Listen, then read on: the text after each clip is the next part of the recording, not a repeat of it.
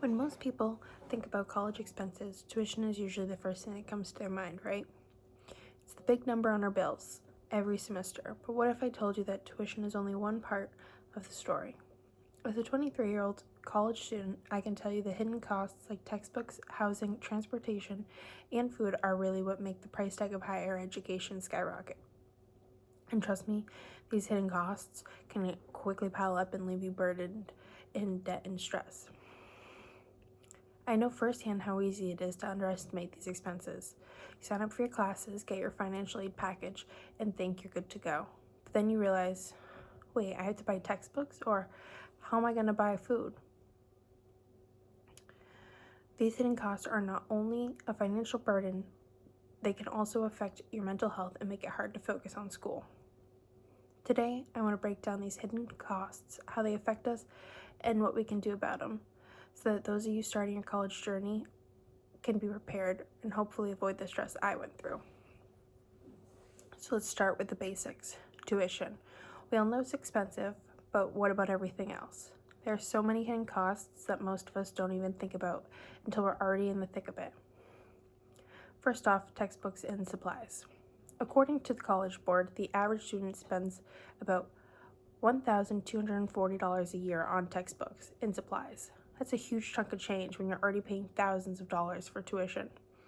And it gets worse.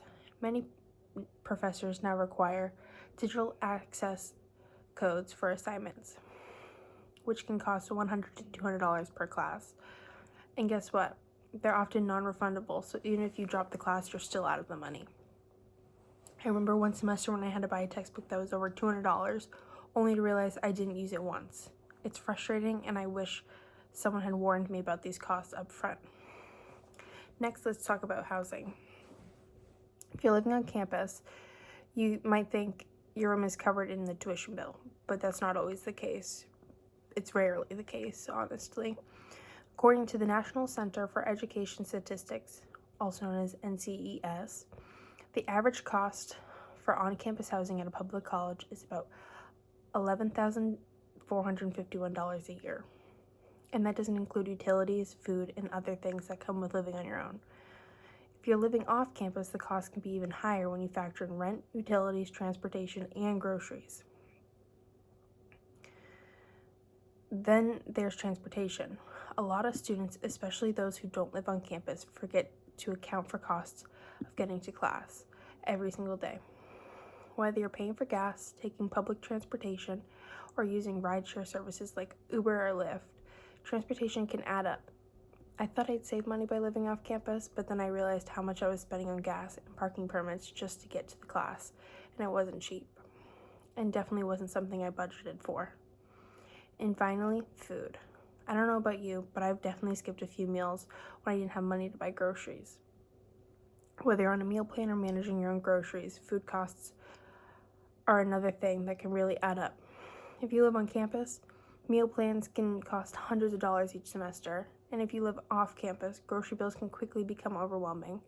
There were times that I relied on campus food pantries just to get by, and I know I'm not the only one. So we have established that hidden costs are real, and they can take a serious toll on our wallets. But now, what about the big picture? These costs affect more than just our finances. They can impact our mental health, academic success, and even graduation rates. For students from low-income backgrounds, these costs can be especially damaging. Take food insecurity, for example. According to a 2020 survey from the Hope Center, 39% of college students report experiencing food insecurity in this previous month. That means 4 in 10 students don't always know when their next meal is coming from. And it's not just about being hungry. Food insecurity can affect our concentration, our energy levels, and our ability to focus on studies. I've had days where I couldn't concentrate in class because I hadn't eaten properly. That's not an unusual experience for many students who struggle to make ends meet. And then there's housing insecurity. The same Hope Center report found that 48% of students experienced housing insecurity in the past year. That means some students are living in their cars, couch surfing, or trying to make do in unstable living situations. It's heartbreaking to think about how many students are going through this, but it's the reality for a lot of us. These housing struggles often force students to take on part-time jobs just to pay for rent, leaving them less time with studying, assignments, or even attending class. It's no wonder that financial stress is one of the leading causes of dropping out of college. Now that we've looked at the problem, let's talk about solutions. Thankfully, there are things we can do to manage these costs, both on the individual level and through institutional reforms.